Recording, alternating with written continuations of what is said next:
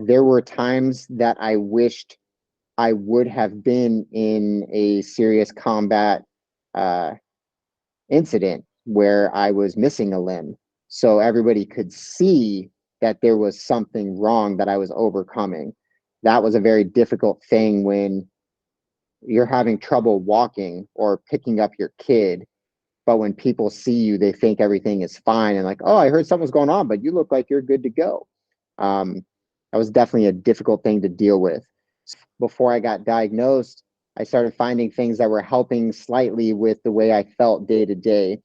And then going to these experts and being told that what you're doing is wrong, even though they don't know what's happening, was very disheartening. I was essentially told to take it easy. I would be in a wheelchair within the next 10 years. At this point, I'm about 28 years old. So to hear in the next 10 years, you're going to be in the wheelchair, regardless of what you do, um, was something that didn't really sit right with me after living a life of being an athlete and then becoming a professional tactical athlete in the military. Um, them kind of telling me to take it easy really really went against everything that I had done my entire life. So I leaned on the experts and I tried this out in the beginning, and it was not working. It was not making me feel better by any means, especially saying to my wife, hold on, doctor's orders, honey, I need to go take a nap. I was really on the downhill all of 2018. I was diagnosed February 2018, started sliding downhill. At the end of 2018, I got to this point where it was very difficult to continue what I was doing. At this point, I had lost about 20 pounds of muscle mass. I looked like a skeleton walking around. A year and a half earlier, I was on a combat deployment as a special operator. And during this time, to kind of reference the how bad the legs got, the biggest story is kind of going to a theme park with my family. And while we were at that theme park, I had to sit down and say, go on without me, because I couldn't keep up with my family anymore, with my kids and my wife. And at this point, she was 8 months pregnant with our third child. And they weren't having me just sitting down and being this honorable soldier of sacrificing myself for the greater good of the group. So I ended up renting a wheelchair a couple hours into the day, and my wife, 8 months pregnant, was pushing me in a wheelchair because I couldn't keep up with everybody. This got to the point of even going to the grocery store, of getting the wheelchair in the front and then getting the judgmental looks of, what is wrong with that guy? Why is he being a jerk and using the wheelchair? That's for people that actually need it. That was the point that I got to, that just going to the grocery store, I would need some extra assistance to kind of get around because I couldn't just walk with my family anymore. I was very timid of ever picking up my child after he was born because I didn't want to lose my balance and fall over and hurt both of us in the process of falling over. I essentially became very angry all the time, with my family, with my kids, with my wife. And really, it's just because I was struggling so much internally that I had stopped being a teammate and doing things outwardly to help my team get better. At the end of 2018 is when I kind of decided, all right, this is it's time to do something. I need to quit listening to the experts, and it's time to do what I've always done. It's time to start digging deep and figuring this out on my own, because nobody is coming to save me at this point. So I started with cold showers. And I was like, okay, I'll do 10 days of cold showers. I've never done that before. I've done a couple cold showers before, but never 10 days straight. So that's what I needed. I needed a goal, 10 days straight. I did 5 days and I was like, okay, I'm going to do 30 days, screw 10 days. And then as 30 days approached, I was like, okay, well, what's next? I did 30 days of cold showers. So then I had a cattle trough sitting out in the backyard. So I was like, cool, I'll fill this up and I'll throw some ice in it. And I was living in San Diego at the time, so the temperature was rather cool at this point. We're still in very early in the year at this point. It's got to be around the February timeframe in 2019. So I throw ice in there. I'm jumping in there. So essentially, I'm getting this water down to 45 degrees. So then I did another month of this, and I was like, okay, well, ice is expensive. How else can I do this? So I was like, well, if I buy a chest freezer, I can lay in it. It's going to be insulated better than what I can do from my rough insulation job that I did. So I found an ice cream shop, getting rid of a chest freezer. Um, Sold it to me for 25 bucks because it was broken. Brought it home. Did some chest freezer research. Found out there was a little part that cost $10, and that normally fixes every chest freezer. Why not? Bought the part, and chest freezer turned on and started working. I was like, well, I didn't even think this was a possibility. Can I chill the water and not even need to add ice anymore? Um, so that's what I started doing, was turning this chest freezer on after thoroughly caulking all the edges, because I had no idea if it could even hold water. I knew nothing about it. Um, and I didn't fill it all the way up. I just filled it up enough to kind of get in there, turned it on, and you know what? It made ice. I decided, you know what? I'm going to do this for 1 year straight because I need that mission. I need that tough guy thing. I need the gold star. I need to prove something to myself. Um, so my relationship with the water at that time was strictly adversity.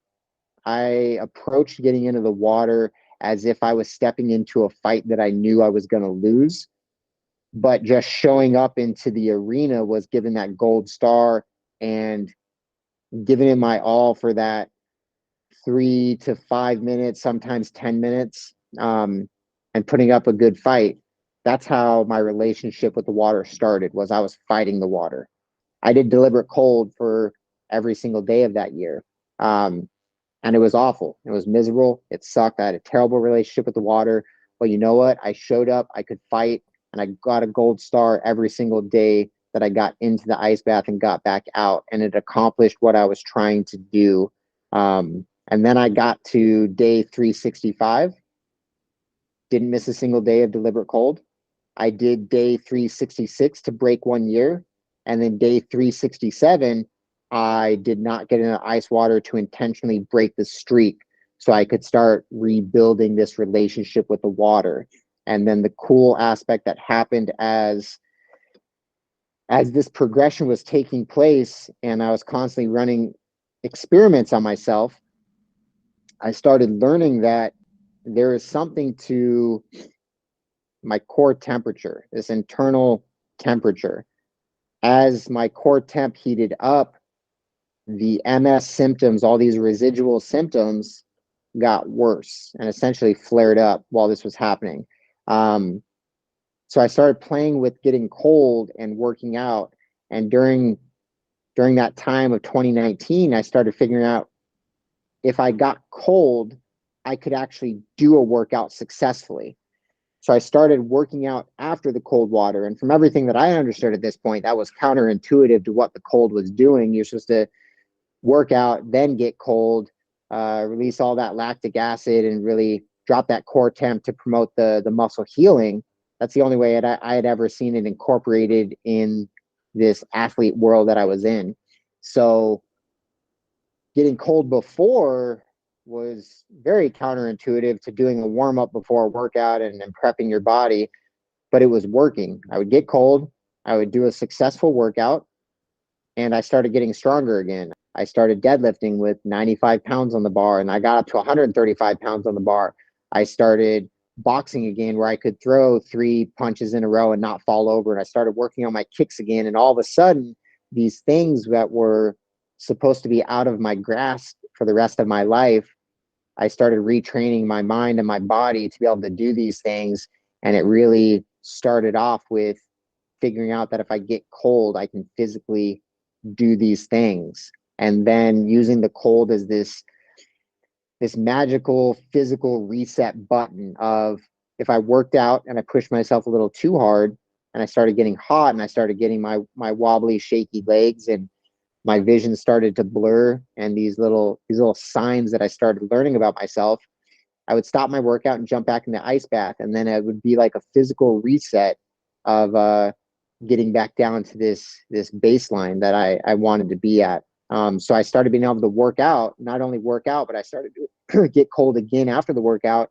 And then I could go pick up my kid. or play soccer with my kid. I could do these things that I thought were truly out of my reach, going off of what the experts were telling me at this point. I used to stand in front of the cold water and say, you always feel better. You always feel better. You always feel better. That was my mantra. I would stare at that cold water. You want to step in the ring and get punched by Mike Tyson. You don't want to do it every single day. And that's what getting in the cold water feels like. That was a fight that I did not want to do every day. But I knew I would feel better after I got in the cold and I got back out. Even if it was just a 50 day and I can only do 30 seconds, that 30 seconds would still make me feel better throughout the day. So I used to stand in front of the cold water. You always feel better. You always feel better. You always feel better. And then jump in. And as my relationship developed to where I can look at the cold water, I can throw my hands out and getting into the woo side of really feeling the energy of the cold and feeling grateful and thankful that I have this tool now in my garage that I can step out to. And I know I'm going to feel better. And I know all the benefits that come from it. I can take that moment and just kind of sit in that energy of the cold. And now instead of fighting the cold, I get in there and I learn from the cold now. I experience the cold.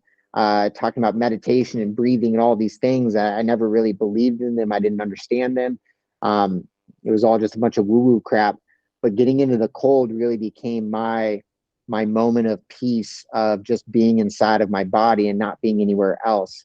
Even going through training, I didn't like when people would think of, like, if you're in the cold water and everything sucks and it's dark and scary, trying to imagine that you were somewhere else to get through the thing. I didn't like that mentality. I was always right here in the moment of whatever was happening, as bad as it was. So going from, I was fighting the cold water and I was in this fight trying to win this unwinnable fight. If you stay in the cold's going to win every single time. You don't ever win. So changing that relationship made a world of difference, of appreciating the opportunity to get into the cold, of getting in there and feeling everything that was happening, being truly in that moment in this meditative state, because there was nothing else to think about but the cold and the feelings throughout your body, the tingling sensations. Looking at the timer and being like, oh man, 60 seconds is already up. This is easy today. Some days you get in and 10 seconds in, you're like, I'm ready to get out. You never get used to the cold water, which is why it's such an amazing teacher. You never become immune to what it's teaching you, because it's always different every single time you get in. There's similarities, but the experience is different. It doesn't have to be a fight. Everything doesn't have to be a fight. If your ego needs it, then do it, man. Let your ego freaking battle away. Train your ego. I think it's important to train your ego. I'm not in a point in my life where you need to transcend ego. I think it's important to hug your ego, thank your ego for everything it's done, and train your ego, train your mind, build that spiritual pillar, and really work on balance. And so now I feel like my relationship is balanced with the water, because after I get out of the cold water, then I can train my ego and start doing the push-ups and the pull-ups and the deadlifts and whatever else I'm going to do for my workout that day. Throw on some gloves and hit Bob, whatever's going to happen. Then I can train my ego, but I get to experience something deeper on this soul level, this energy level, this spiritual pillar while I'm in the cold. I don't need to fight. I let my ego relax while I'm there. I let my body heal while I'm there, get out, then train the ego, and then go back into that day-to-day life of being in the present moment with my family. I'll never be the athlete that I was, but I can coach a softball team for my kid. I can coach the soccer team and the other soccer team, and I can coach all three of them in the same season, going to all the practices and the games, of being the coach for all three of my kids in all three of these sports. And that's a really cool place for me to be.